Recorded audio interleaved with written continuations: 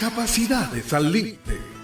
Un espacio educativo donde un grupo de profesionales darán lo mejor de sí para orientarle en los temas concernientes a la discapacidad, inclusión, accesibilidad, salud mental y física. Conversaremos con un personaje destacado de nuestra sociedad, más el acontecer nacional e internacional. Desde ahora, disfrute y aprenda de Capacidades al Límite.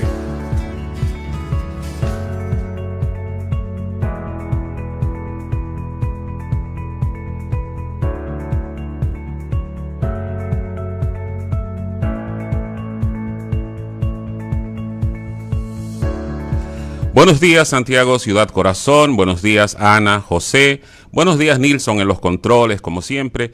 Bienvenidos sean todos una vez más a su programa de los sábados, Capacidades al Límite. Adelante, Anita. Buenos días para todos los amables oyentes de su programa, Capacidades al Límite. Bienvenido a una entrega más. Buenos días para Nilson en los controles. Buen día para José y vamos de inmediato a la sección de informaciones generales. Adelante, José. Muy buenos días a todos los oyentes de Capacidades al Límite. Buenos días, Nilson, en los controles, Ana, Ramón, nuestro hermano Sergio Almonte, que hoy está un poco convaleciente y no está con nosotros. Un abrazo desde aquí. Recuerden que estamos en Facebook y en YouTube diferido. Recuerden suscribirse al canal, eso nos ayuda, y darle like al programa. Señores, el Ministerio de Educación para el próximo año escolar está preparando un plan que se llama Programa de Atención a sobrepoblación. Sobrepoblación, sí, esto es... Saben que las escuelas, principalmente en todo el país, pero estamos hablando del área de Santiago, no tienen la capacidad para tener todos los estudiantes, todas las personas, todos los niños que quieren entrar a la escuela. Entonces, en este caso, ellos están haciendo un acuerdo con los colegios, según expresó el director del Distrito 08, Pedro Pablo Marte. Dice que se está haciendo un acuerdo con los colegios para que ningún niño se quede sin la educación que necesita. Así que si cualquier padre no le reciben un niño en la escuela, bueno, debe acercarse entonces a la regional de Santiago o al distrito correspondiente para que le busquen espacio en un colegio a su niño. Esto expresó el director del distrito 08, el director de la regional, sí. Pedro Pablo Marte. Hay una cosa, José, que yo no voy a entender con respecto al presupuesto que hay para educación, que es un presupuesto... El más alto. Sí, el más alto. Pero entonces, ¿cómo puede uno explicar de manera lógica que habiendo el dinero, los recursos desde el Estado, ningún gobierno se haya decidido por hacer suficientes escuelas y reparar las que están dañadas para que los niños dominicanos, sobre todo, tengan derecho a la educación? Esa es una de las preguntas que uno se hace. Realmente, me gustaría escuchar la respuesta de las autoridades. Mira, yo tengo que reconocer que el señor Pedro Pablo Marte ha sido muy activo con respecto a la educación, a que ningún niño se quede fuera. Yo recuerdo cuando él era director del distrito 0803 que faltaban butacas y él implementó un plan de reparación de butacas para que los niños no se quedaran tomando la clase de pie, porque también eso faltaba, señores. Butacas en las aulas. Entonces, yo no sé si quizás es la coordinación o es la poca voluntad de las autoridades, pero a veces, o sea, uno ve en los almacenes de educación los escritorios, las butacas, dañándose ahí. Entonces, que tengan que implementar un taller de reparación de butacas. Eso hizo ese señor cuando era director del Distrito Educativo 0803 y entonces ahora como director de la regional está tratando de que ningún niño se quede fuera, pero ¿qué ha pasado con las escuelas? Porque señores, debemos reconocer que por ejemplo, en el gobierno del PLD, hay que reconocerle esa parte, se aperturaron muchas aulas, muchas escuelas. Entonces, ¿cómo es posible que habiendo tantas escuelas, los niños se estén quedando sin inscripción? ¿Qué es lo que está pasando realmente? Porque en los últimos 10 años se han aperturado más de 4.000, más de 40.000 aulas. Y han construido muchísimas escuelas que no sé entonces por qué hay tantos niños. ¿Será que se está teniendo tantos muchachos? ¿Será que los dominicanos están teniendo más hijos? Porque anteriormente tenían 10 muchachos y las personas, nuestros antecesores tenían 10, tenían 15, hasta 20 muchachos. Entonces, ¿será que están teniendo demasiados hijos? ¿O es que la crítica de todo el mundo se le está dando prioridad a los nacionales haitianos? Porque las escuelas, señores, están sobrepobladas de haitianos. Eso puede también estar sucediendo. No sé qué estrategia tendrá el Ministerio de Educación para poder regularizar esto, porque realmente si le van a dar prioridad, no es que se le niegue la oportunidad de capacitarse, pero yo pienso que a los nacionales haitianos que se le den la oportunidad deben estar regulados aquí en el país. Entonces están llenas de nacionales haitianos. Tú tienes un punto, y es el hecho de los haitianos. Realmente las escuelas están llenas de haitianos, y no solamente las escuelas, hay muchos colegios que la gran mayoría son haitianos. Sí. Y en cuanto a las escuelas, que tú dices que están construyendo varias escuelas, hay muchas escuelas de esas que se quedan a medio construir. Exacto. Sale por ahí, tú ves muchísimas escuelas que son elefante blanco. Sí. Pero ¿y qué pasa entonces con esas inauguraciones que hacen de las escuelas, que va el presidente y que ya está lista para empezar? Porque no, yo he visto muchas inauguraciones. No están listas. Hay una primera etapa que aparentemente está lista, pero no están terminada. Y la inauguran, pero no empiezan a funcionar. Y hay muchas que empiezan a hacerla, se da el primer Picasso, la levantan, pero le dan solamente la primera partida a los ingenieros, no le dan la otra parte, y he visto muchos en la noticia decir que yo no puedo, no tengo el dinero para terminar esa obra y no me han vuelto a pagar. También ustedes ven a cada rato en esos campos que debajo de una mata dan clases porque no tienen dónde dar clases. Entonces yo no entiendo que un ministerio con tanto dinero no pueda construir una escuela en un campo para un niño, para unos niños que lo necesitan, que tienen hambre de educarse, y un ministerio que no le responde. Pero esto yo lo veo todos los años. Cada vez que que empiezan el año escolar, siempre pasan estas cosas. Vamos a ver qué pasa. Por otro lado, señores, la policía anda detrás de 8 delincuentes que atracaron una joyería en Punta Cana. Esto fue algo increíble. Estos señores llegaron vestidos de obrero en una camioneta último modelo. Se parquearon frente a la joyería. De repente se desmontaron, secuestraron a un ingeniero que había en la joyería, se llevaron casi todas las prendas, se llevaron secuestrado el ingeniero. Unas cuantas horas después lo liberaron, se llevaron todo y no se ha sabido nada de ellos. Y la policía anda detrás de ellos. Lo encuentran. Bueno, espero que lo encuentren, pero esto fue algo increíble. Tú ves el video y tú una dices, película. Wow, una película, un asunto de película. Eso es algo increíble. La delincuencia en este país es increíble.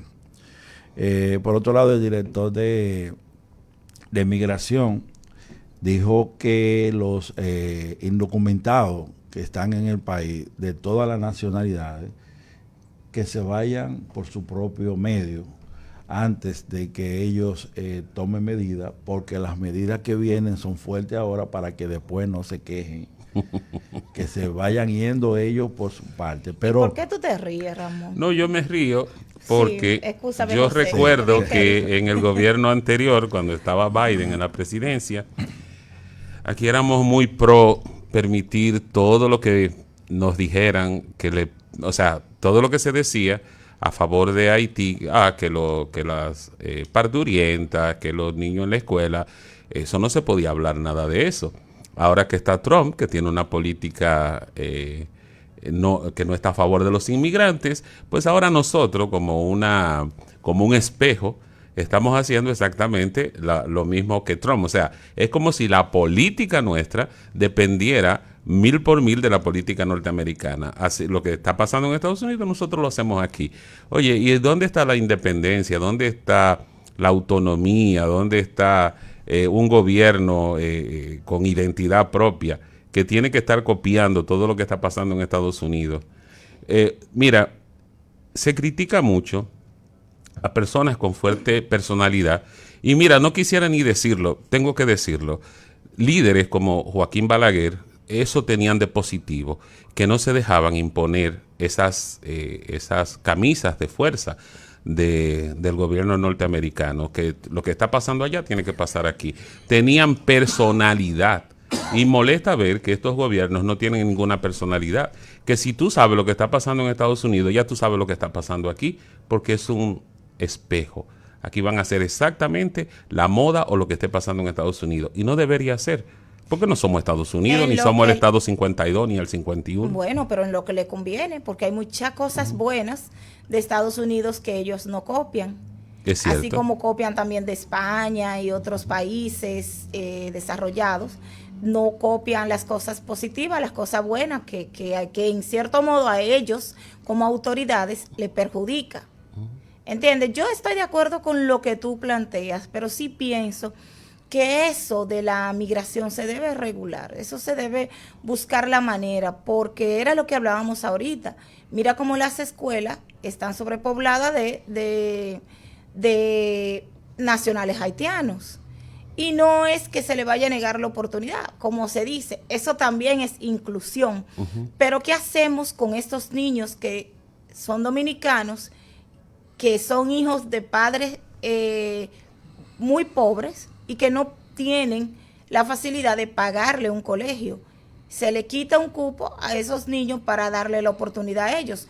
Yo pienso que eso se debe regularizar, yo pienso que de alguna manera u otra debe el Estado de poner como un filtro, un límite de inscripción, no sé, que no se vea como discriminación, pero yo pienso que tenemos demasiados estudiantes nacionales haitianos. Anita, ser como los suizos, primero los suizos y después todos los demás. eso nunca va a pasar. Así tiene que ser, primero nosotros los dominicanos que hicimos el país y luego todo lo demás, pero no podemos tener al vecino, darle preferencia al vecino sobre el hijo o sobre el familiar cercano. Y el principal problema es realmente que aquí no funciona bien el proceso de migración, porque tú ves que apresan, que se llevan 10 haitianos y que se lo llevan para deportarlo y regresan 12, mejor, en vez de los 10, 2 más se suman.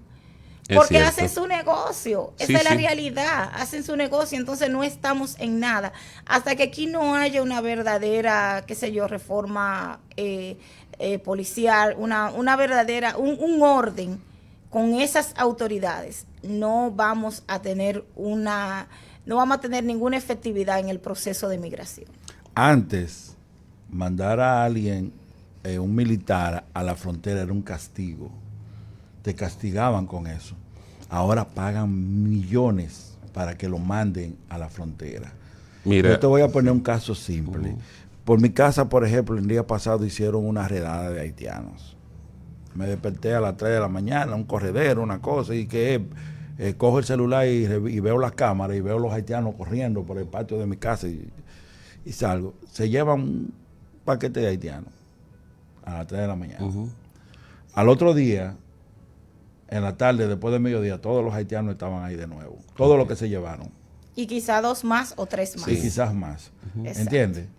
Entonces, ¿qué te dice eso? Que ahí hay un negocio. No, y una falta de seriedad Hay un negocio de las fuerte. autoridades. Hay un negocio fuerte. Sí, con el tema Entonces, migratorio. Se lo llevan y tú hablas con ellos. Dice, no, yo pago 12,000, yo pago 15,000 y me manda para atrás otra vez. Yo vuelve. Es un negocio. Y tú ves que le dicen a la mujer cuando se van, yo vuelve ahorita. Sí, es porque verdad. He escuchado eso. Tú lo oyes a ellos, yo vuelve ahorita. Sí. Porque ellos saben que van a pagar y van a volver, porque es un negocio. Entonces, hasta que el gobierno no regule eso ahí en la raíz, ahí, eso no va a pasar. Aquí vamos a seguir igual. El gobierno está perdiendo tiempo y dinero con eso. Hasta que no resuelvan ese problemita ahí, esto va a seguir igual. No sé si pasa igual con los demás indocumentados de otros países. No creo. Pero con los haitianos No creo. tienen que buscar la vuelta.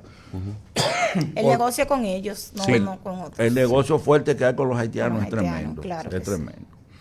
Por otro lado, señores, un tribunal emitirá sentencia del caso de Alexis Medina el 18 de agosto. Es que van a emitir sentencia de eso. Vamos a ver qué pasa. Ya eso es un caso que ya da hasta vergüenza. Se dice que es el primer caso que va a tener una sentencia el primer caso de supuesta corrupción que va a tener una sentencia. Vamos a ver cuál es la sentencia. Es lo que está dando es mucha pena, hablando que es la comida que le dan, el que espagueti hasta con cabello, y que lo han puesto a trapear y a barrer. No, pero que pida caviar y que le lleven caviar. Una pregunta, ¿quién? Porque Alexis Medina. ¿Y él está detenido todavía? Cuando él estaba... Él estaba, ¿verdad? Porque ahora no.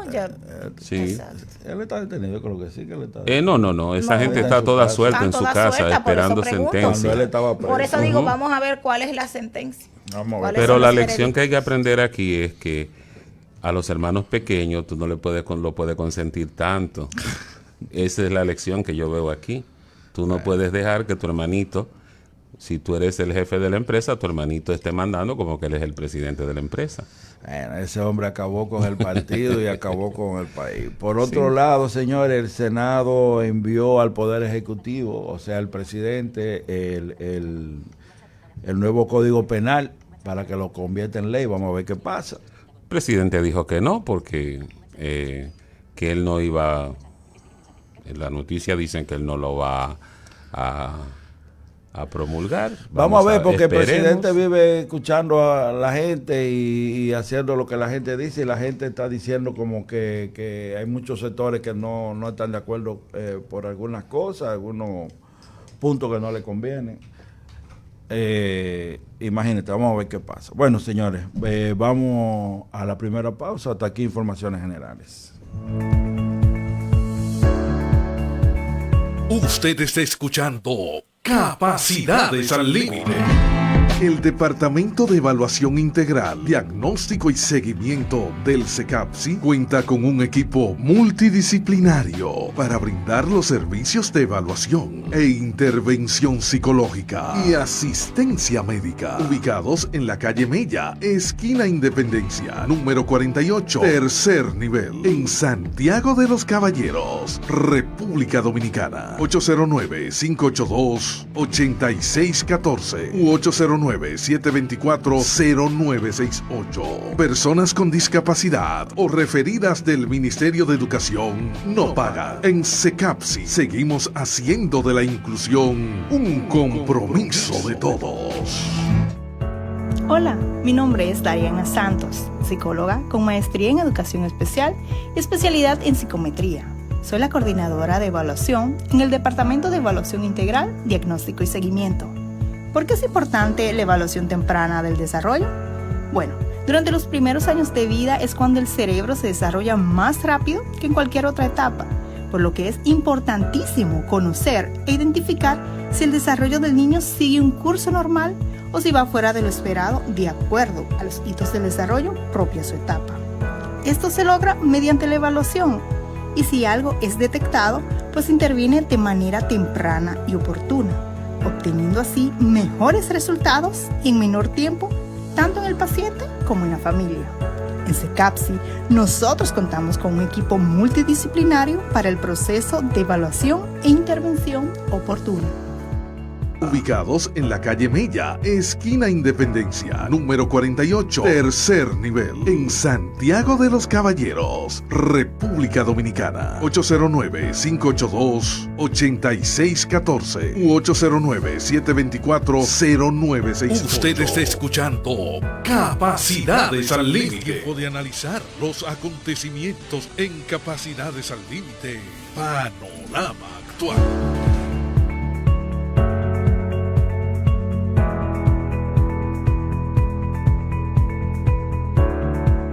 Bien, continuamos con su programa Capacidades al Límite. Vamos a dar paso a la sección de Panorama Actual. Hemos tenido un pequeño inconveniente con la especialista que iba a venir el día de hoy.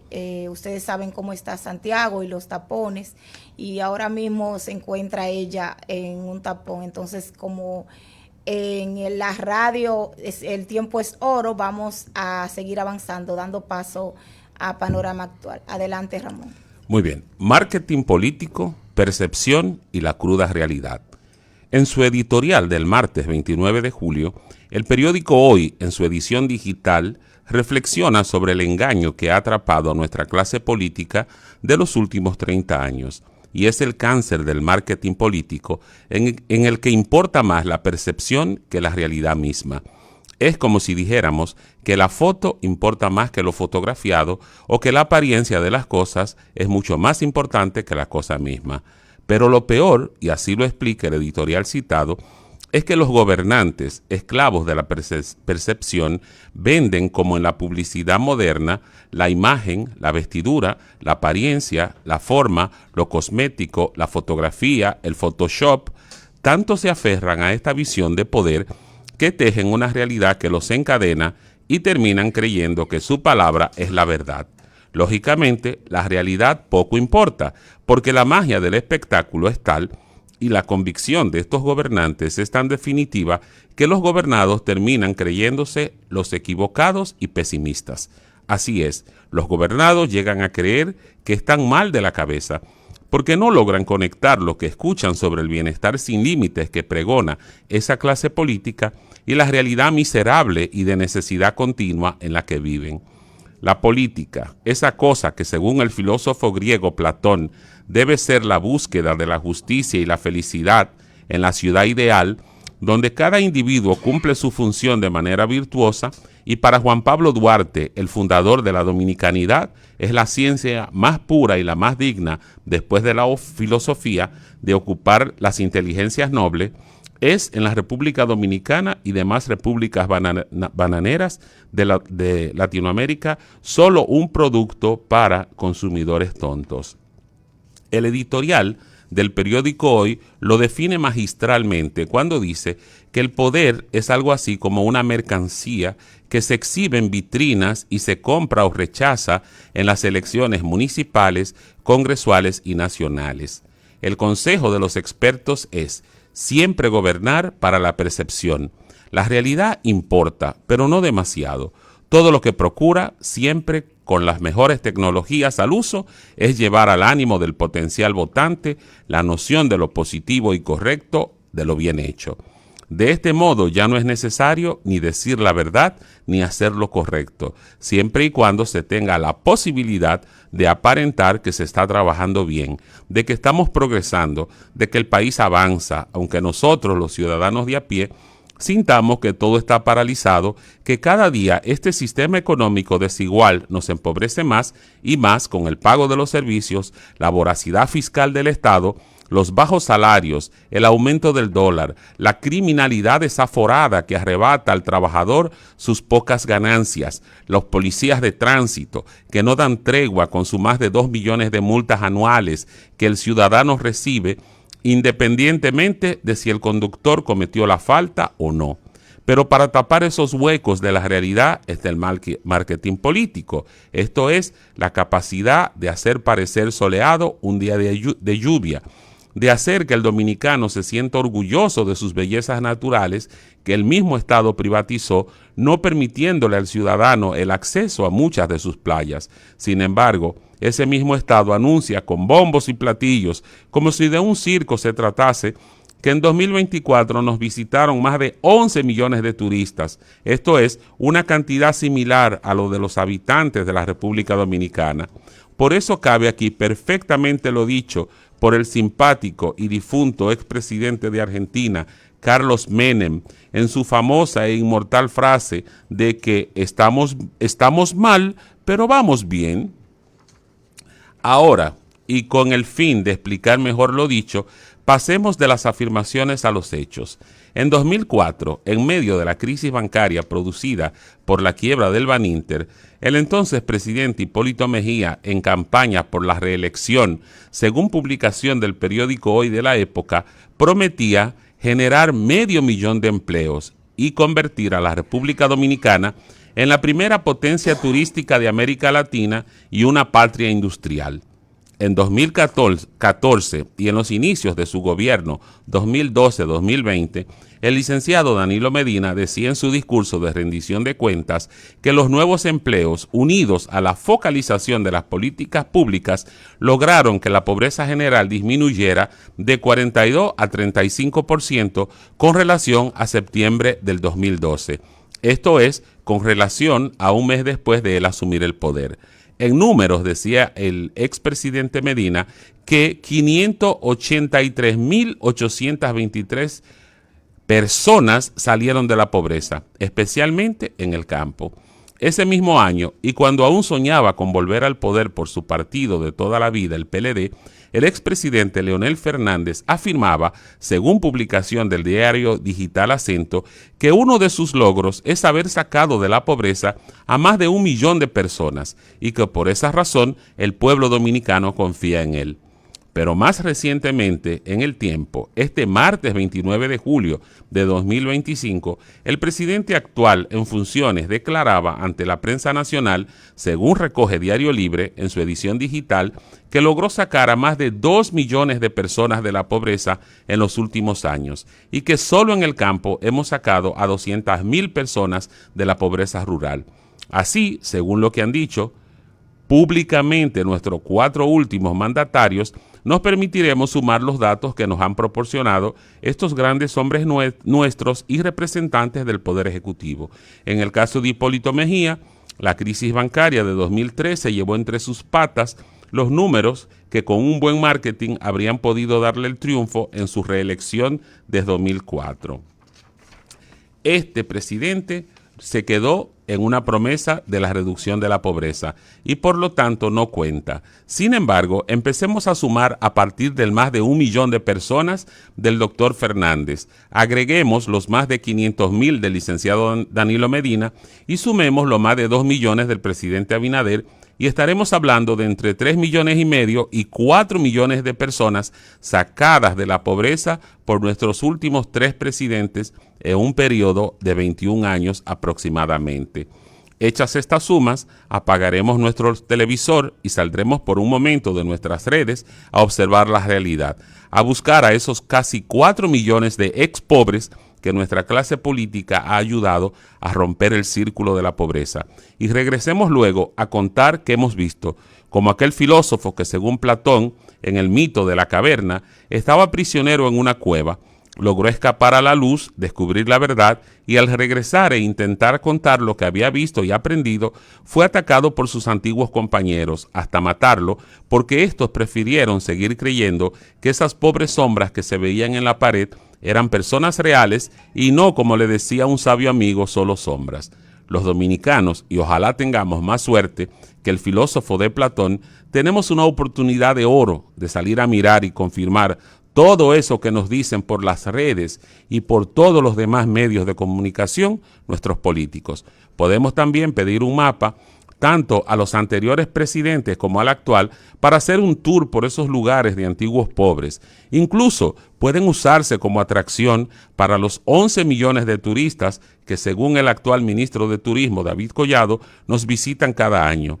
Así, a los ex pobres podríamos encontrarles una utilidad superior a la del discurso político, exhibiéndolos en jaulas para seguir enriqueciéndonos con la desaparecida pobreza y para disfrute de quien visite el país.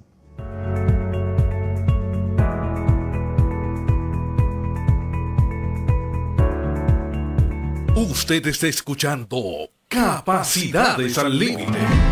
El Departamento de Evaluación Integral, Diagnóstico y Seguimiento del CECAPSI cuenta con un equipo multidisciplinario para brindar los servicios de evaluación e intervención psicológica y asistencia médica, ubicados en la calle Mella, esquina Independencia, número 48, tercer nivel, en Santiago de los Caballeros, República Dominicana. 809-582-8614 u 809-724-0968. Personas con discapacidad o referidas del Ministerio de Educación no pagan. En CECAPSI seguimos haciendo de la inclusión un compromiso de todos. Usted está escuchando Capacidades al Límite.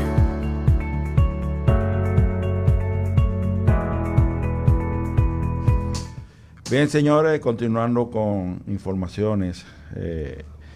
Fíjense, yo no sé qué está pasando en Santiago, Ramón, pero en Santiago no hay agua. Qué extraño. No. Es extraño Es eso. extraño. Sí, porque tenemos un río Yaqui ahí. Mira, yo no sé qué está pasando, pero realmente en el casco urbano, nosotros que pasamos prácticamente el día entero en el casco urbano, el agua no llega en el día entero. Uno tiene que hacer malabares, comprar botellones de agua y muchas veces tú llamas a los colmados para que te manden un garrafón de agua y no hay, porque es que no hay agua. Yo no sé qué está pasando con esta administración de Corazán. Cuando yo era niño, José, como tú sabrás, no existían los garrafones o los botellones de agua. Tú bebías agua de la llave. Porque el agua... Bébetela ahora. Esa agua hiede muchísimo, sí, pero, y sucia. Pero mira, una de las cosas que yo nunca voy a entender es el poco orgullo que tienen los empresarios de esta ciudad de Santiago, de su propia ciudad. Porque lo único que hacen con el río es contaminarlo. El río no es de los empresarios, el río es de todos. Y todos necesitamos ese río limpio. Sin embargo, ese río siempre baja sucio. Mira, tú te vas a Jarabacoa, el yaque de Jarabacoa, que es el mismo que pasa por aquí, tú te puedes tomar esa agua de allá, de Jarabacoa. Pero aquí, ahí en Pastor Bellavista, hay una empresa, hay varias empresas, pero hay una principalmente, que contamina tanto ese río, que una mujer se baña en ese río y adquiere una infección tremenda. Eso es. Mira, yo me sorprendí muchísimo cuando Anita viajó a Costa Rica y hablando con ella me dice que una botella de agua te costaba ¿cuánto? $12. $12 una Sí, botella de agua. sí. Y que en la recepción le dice, no, pero puede tomarla del grifo. Uh-huh. Sí, Entonces, sí. pero uno con la experiencia nuestra, No ¿Cómo? nos atrevimos ¿cómo porque tú vas a beber de la llave? ellos Sí. sí, pero realmente sí, en Costa Rica debo decir, la salud es muy buena. Realmente el sistema sanitario de allá de salud pública de Costa Rica es excelente. Ellos, el agua de la llave es igual que el agua potable. que venden. Exacto, en Es agua botellita, potable. en todo o sea, se puede tomar. Lo que pasa es que nosotros, señores, no hay cosa más grande que la costumbre. Nosotros no nos atrevimos a tomarla, Candy y yo, que fue la persona que fue conmigo, porque decíamos, no, y si va y no hace daño, porque imagínate, acostumbrada a eso. Sí, es agua potable Pero y se puede realmente tomar. se puede tomar. Sí, en algunos países se puede tomar. En Estados Unidos tú te la tomas de la llave sin ningún problema. No hay ningún problema En para la película tú lo ves así. Sí, que no, y ay, aquí era así, hasta que permitieron la contaminación del río Yaque y ahora es imposible tomar agua potable de la llave, porque Pero el agua antes- era potable. Antes se tomaba. Sí, o sea, porque no había la contaminación que hay y el agua se procesaba y era potable. Entonces sería bueno que se hiciera una campaña para que el Yaque vuelva a tener agua potable y las compañías y las empresas que no puedan seguir contaminando un río que no es de esas empresas. El único que es de hizo todos. algo con eso fue Candelier en su tiempo, que lo vieron como una persona autoritaria, como fue Candelier que vino aquí a Santiago, y a esa empresa que yo te digo le hizo hacer unos pozos sépticos para depositar eso, pero Candelier desapareció, o sea, pasó el tiempo de Candelier y eso pasó, tú sabes, eso se quedó en el aire. Nunca lo hicieron. Empezaron a hacerlo, pero Candelier lo quitaron y ahí se quedó. Ahí terminó. Sí. Bueno. Bien, pues vamos a otra pausa para luego venir ya con el tema central. Adelante, Nilson.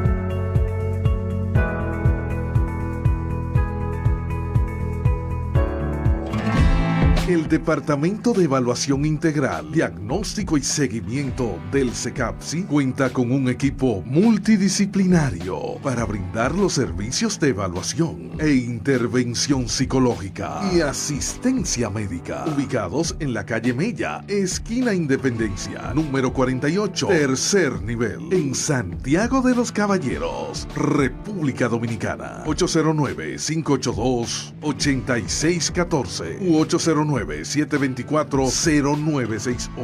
Personas con discapacidad o referidas del Ministerio de Educación no pagan. En CECAPSI seguimos haciendo de la inclusión un compromiso de todos. Usted está escuchando Capacidades al Límite. Este es el momento de nuestro tema central.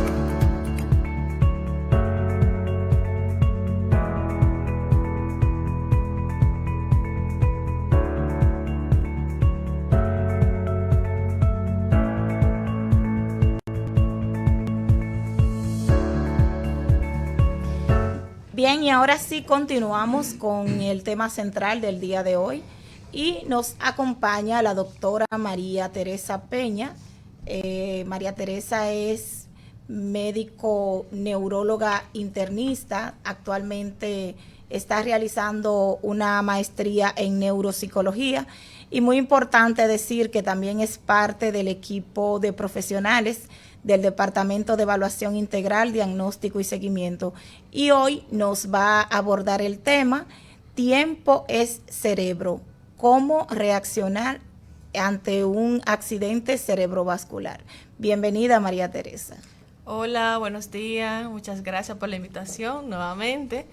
Pues nada, esperemos que este tema sea de provecho para todos y que podamos aprender sobre cómo actuar cuando tenemos una situación como la que vamos a tratar a continuación. Doctora, muchas veces uno escucha, los médicos son especialistas en utilizar términos como tuvo un ACV o un ACV. Un ictus. Sí, un ictus, y entonces uno se queda en el aire. Cuando uno dice que tuvo un ACV o ACV, ¿de qué está hablando exactamente? Ok, sí, cuando yo voy a dirigirme a los pacientes generalmente le digo varios sinónimos. Una trombosis, una embolia, etcétera. Que no nos dice nada. Pero el accidente cerebrovascular es una obstrucción del flujo sanguíneo cerebral, que puede ser por un bloqueo o por una ruptura de un vaso a nivel de la circulación cerebral.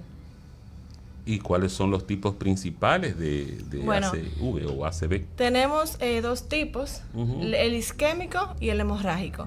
El isquémico se debe al bloqueo de una arteria, vena a nivel cerebral, que puede ser por un trombo que haya viajado de una arteria como la arteria carótida o de un émbolo que viene siendo como un coagulito de sangre que generalmente ocurre cuando hay una patología cardíaca como la fibrilación auricular. El estar la cavidad cardíaca, el corazón contrayéndose de manera inadecuada, eso hace que si el paciente no tiene una adecuada anticoagulación, pues se formen coágulos y vayan al cerebro y tapen la arteria. Y el evento accidente cerebrovascular hemorrágico ocurre cuando hay una ruptura de un vaso a nivel cerebral. ¿Por qué puede ocurrir esto? Por una malformación vascular. Hay pacientes que no saben, pero que han nacido con una malformación vascular, un aneurisma que es muy frecuente, o con condiciones adquiridas como es la hipertensión arterial. A veces el paciente viene teniendo síntomas, dolor de cabeza, mareos, no sabe que está teniendo hipertensión arterial y de repente un día pues un dolor de cabeza fuerte, debilidad de algún lado del cuerpo y se produce una ruptura de una arteria por aumento del flujo sanguíneo cerebral debido al aumento importante de la presión arterial. María Teresa, ¿qué significa la sigla TIA en relación con el ACV? Bueno, el TIA, sus siglas son en inglés, pero en español es evento isquémico transitorio. ¿Qué quiere decir esto? Que el paciente ha tenido síntomas de un evento cerebrovascular, pero que los síntomas han desaparecido antes de las 24 horas. Ahora, esto no quiere decir que lo tenemos que dejar como, bueno, ya pasó, no hay nada que hacer. No, al contrario. Estos pacientes son pacientes que tenemos que captarlo, que tienen que venir vía emergencia, porque estos pacientes, 1 de cada 5 de estos pacientes pueden tener un evento en las próximas 48 horas mayor, y a los 3 meses casi el 50% de estos pacientes pueden tener también un evento mayor. Por lo tanto, cuando hablamos de evento isquémico transitorio, que son síntomas de un evento que pasan antes de las 24 horas, debemos tratarlo igualmente que un paciente que ha tenido un derrame cerebral. Mira, para mí, hasta que escuché el término accidente cerebrovascular, un infarto y todo lo que tuviera que ver con ataque al corazón era lo mismo. A mí me gustaría saber qué diferencia hay entre, ¿verdad? Y sé que a muchos de los oyentes también les gustaría saber qué diferencia hay entre un infarto y un accidente cerebrovascular. Bueno, vamos a decir que cuando hablamos de accidente cerebrovascular nos referimos tanto a los eventos que hay con isquémico y hemorrágico. Y cuando hablamos de infarto es una oclusión que produce disminución del flujo sanguíneo, ya sea a nivel del cerebro o del corazón, porque por eso hay infarto a nivel cardíaco. Y esto provoca necrosis de esa área, por lo tanto hay un cese de la función en el área afectada. Por eso se dice infarto.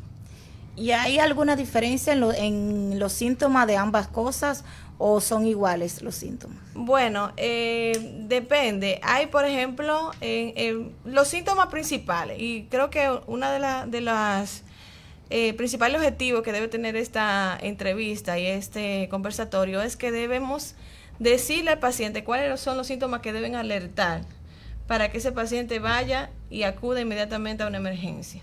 Si usted tiene voz estropajosa, si usted nota que se le desvía la boca hacia un lado, disminución de la fuerza de algún lado del cuerpo, diplopía, visión doble, pérdida de la visión de manera súbita y desbalance, son síntomas que debemos de tener en cuenta e inmediatamente acudir a una emergencia o llamar a un neurólogo.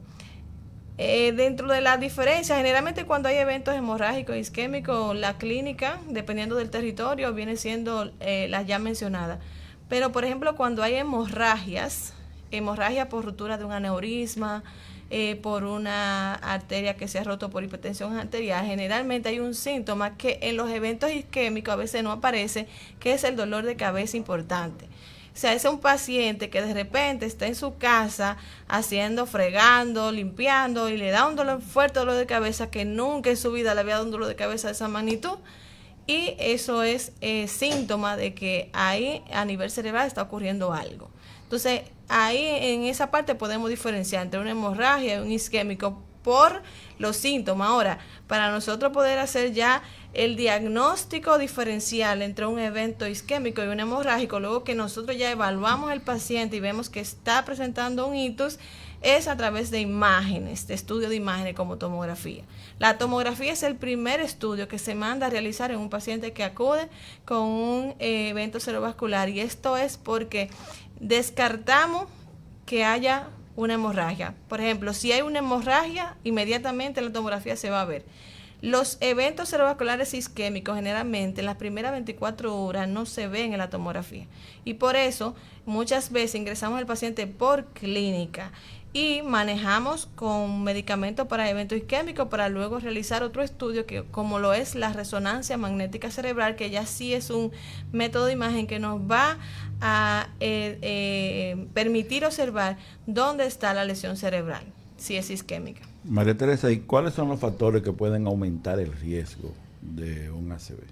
Muchísimos factores, desde factores genéticos, ambientales, factores como la hipertensión arterial, que muchas veces tenemos genética de diabetes, hipertensión, pero hemos conversado muchas veces aquí en otros temas de lo que son los factores ambientales, o sea, la dieta, la actividad física, todo eso son factores que se suman. Si usted tiene una genética, hipertensión, diabetes, y aparte de eso usted tiene un estilo de vida que no es saludable, como no hacer ejercicio, comer comida desordenada, entre otras cosas, puede aumentar el riesgo de un evento cerebrovascular.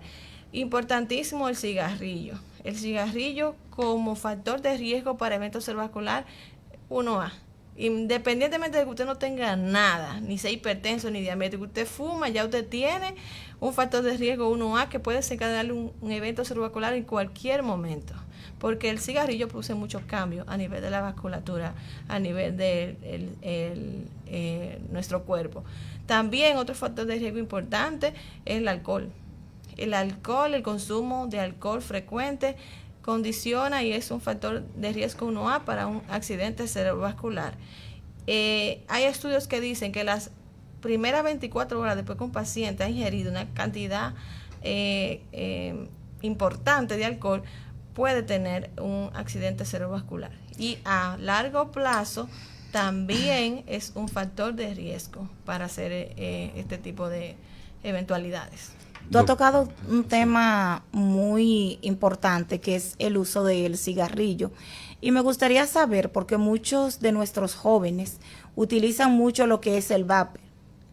Tienen ellos la idea de que eso no hace tanto daño como el cigarrillo, pero hemos visto muchos infartos, muchas situaciones cardiovasculares en jóvenes. Sí. Más que en los adultos mismos. Sí, ha aumentado los eventos cerebrovasculares en jóvenes luego del vapeo. Yo tuve un niño, voy a decir 18 años de edad, con un evento isquémico extenso, cerebral media izquierda, donde está el área del lenguaje. Y ese paciente quedó afásico, con incapacidad para emitir palabras y con debilidad del lado derecho importantísima. Y es que es inhalando humo y todo eso produce cambio a nivel de la vasculatura, a nivel pulmonar también. Entonces es factor de riesgo. Que usted inhale una juca, cuando usted hace así y le da un jalón a una juca, eso equivale a 100 cigarrillos. Wow. O sea, por eso que ahora incluso usted sabe que estos pacientes anteriormente que son fumadores pudieron haber pasado muchos años fumando, 20, 30 años, luego en la vejez pues vienen las consecuencias de usted haber fumado, pero en pacientes jóvenes se ha visto que inmediatamente se inicia el consumo de juca, de vape, hay inmediatamente factores que pueden predisponer a un evento cerebrovascular. Doctora, lo de la juca y el vape, en Egipto le llaman narguilé, y es una tradición, la gente lo fuma, pero yo no he oído que en Egipto haya los problemas que hay aquí. Es que aquí esto se modifica.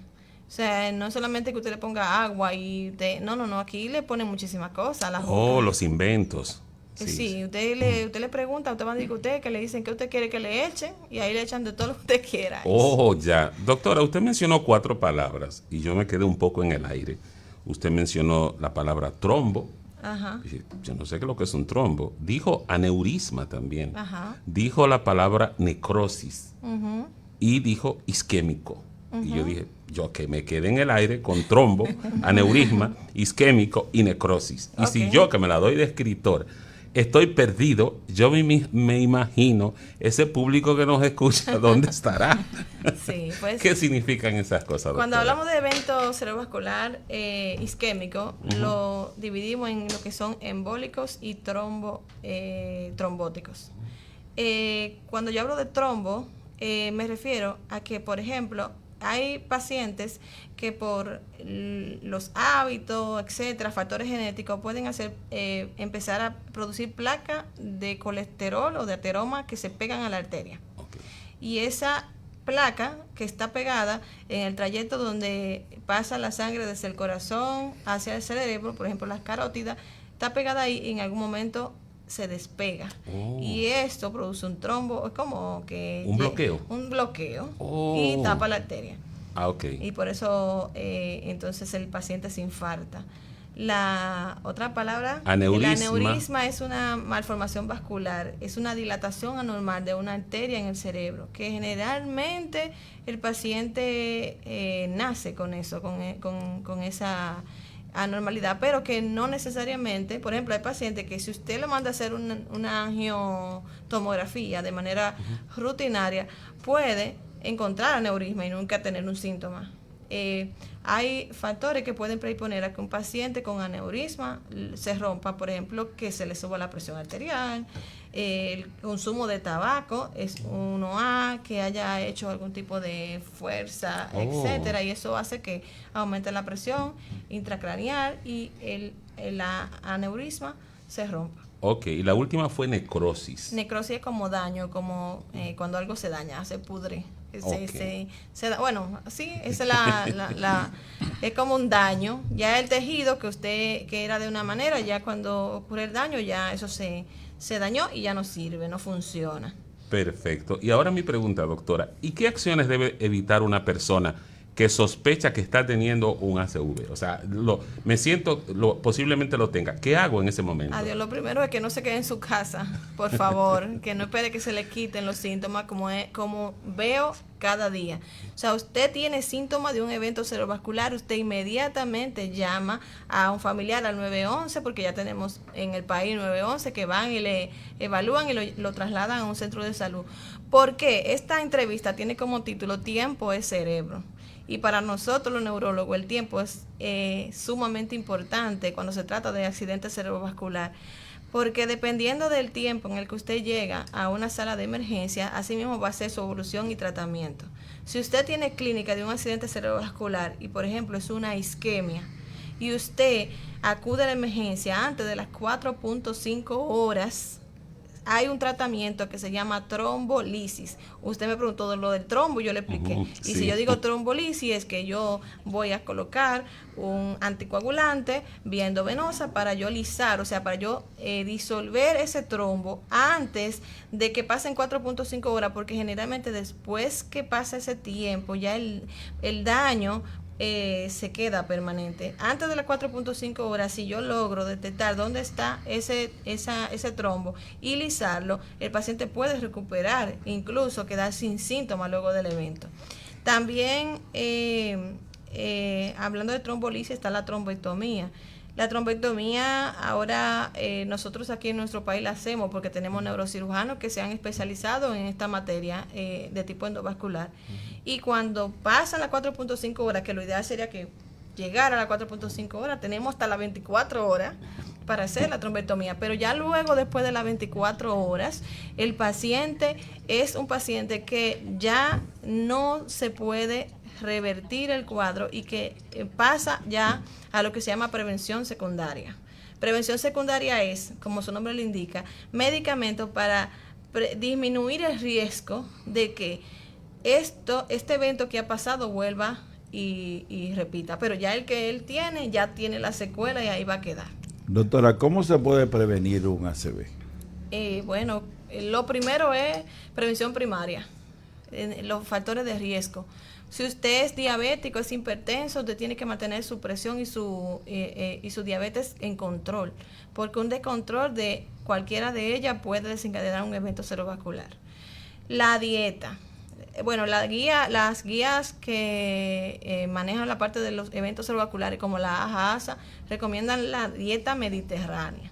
esta dieta, que es una dieta característica de pacientes de países mediterráneos como Grecia, España, etcétera. Se ha visto que tiene múltiples beneficios para lo que es la prevención de los accidentes cerebrovasculares. Por ejemplo, el uso de aceite de oliva en vez de la grasa trans, el fruto seco, verduras, carnes blancas. Incluso ellos hablan del consumo de vino tinto, pero el consumo de vino tinto ellos lo recomiendan, por ejemplo, en hombres 2 copitas al día y en mujer 1. Y no para todas las personas, porque tenemos que entender que hay pacientes que tienen ciertas contraindicaciones que no van a poder consumir alcohol, pero en esa cantidad se ha visto que es factor protector también. No es que usted va a coger una botella y se la va a beber. Bueno, 2 copitas en hombre, una copita. Hay que hablarle en términos llanos a los oyentes. Yo lo hago mal. Lo otro, aparte de eso, es el ejercicio, mantener actividad física, ejercicio cardiovascular, por lo menos media hora todos los días, aunque no sea en un gimnasio. Usted se pone unos tenis, sale a su casa, al patio y da un par de vuelticas, que si yo le digo a los pacientes míos, vamos a caminar, ponernos los tenis. Esos son factores protectores. Bien, ya María Teresa, para finalizar, yo tengo una inquietud, porque siempre se ha dicho, no sé si esto es un mito, de que cuando una persona mayor, un adulto mayor, anciano, se infarta, tiene menos posibilidad de morir que un joven. Ah. Eso, o sea... Usted lee mucho, sí, porque... ¿Qué tan cierto es eso? Y ya entonces, un mensaje final con esa misma respuesta para los oyentes, porque realmente... Sí, eso es cierto. Y es por la siguiente razón. Cuando nosotros vamos envejeciendo, así como nuestra piel se arruga y nosotros nos vamos poniendo viejitos, así mismo los órganos internos se van poniendo viejitos. Y el cerebro tiene una estructura que a medida que va pasando la edad se va poniendo como más pequeño, lo que se llama atrofia cerebral. Aumentan los surcos a nivel cerebral. Estamos ganando ventaja. Entonces, ¿qué pasa? ¿Por qué le va mejor a los pacientes ancianos por esa atrofia? Porque como tiene más espacio, cuando hay una lesión cerebral, las lesiones cerebrales, ya sea isquémica o hemorrágica, producen mucho edema en el cerebro. Cuando usted tiene un evento en un paciente joven, como no hay tanto surco para dónde coger ese edema, pues ese cerebro se inflama, no tiene para dónde salir ese edema y por eso hacen compresión del tronco encefálico, que son estructuras vitales para la parte de la respiración, conciencia y demás, y provoca la muerte en ese paciente. Pero, por ejemplo, en pacientes ya ancianos, mayores, con atrofia, esa edema cerebral tiene para dónde irse. Y entonces el paciente puede compensar un poco más y por eso el pronóstico, en cierta forma, es mejor en pacientes mayores que en jóvenes. Bien, señores, y así, con esa interesantísima respuesta, que yo sé que muchos oyentes, al igual que yo, tenían esa inquietud, llegamos al final de su programa Capacidades al Límite. Será hasta una próxima entrega, Dios mediante, el sábado. Nos vemos aquí.